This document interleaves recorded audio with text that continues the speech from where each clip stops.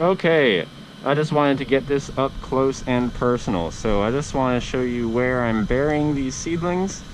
So I'm making my little hole with my fingers because my soil is nice and loose.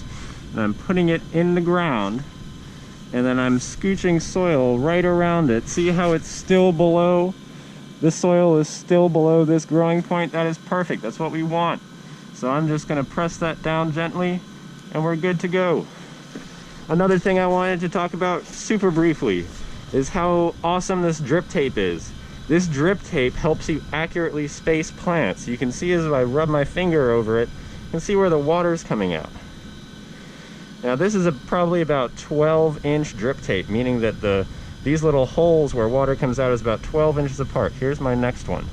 At my last farm, we used these emitters to space our plants accurately. At every drip emitter, we would plant one plant. At the next one, we plant another. The next one, we plant another. So that would make sure that we'd have an even 12 inches between each plant.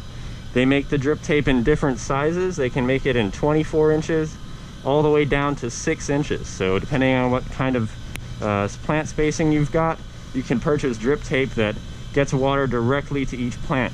What that also does is it cuts out this portion from getting at least as much water as it would through an overhead irrigation method, just by pouring water on the top.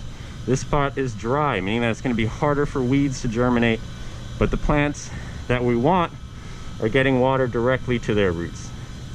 So that's really great. Here we've got an issue where there's not enough soil at the bottom of the irrigation line, so it was moving downhill to this point and dripping out here. That's okay too because it's right around our plant, but if we want to fix that, we can just scoot some soil around and it'll actually just start coming out right there.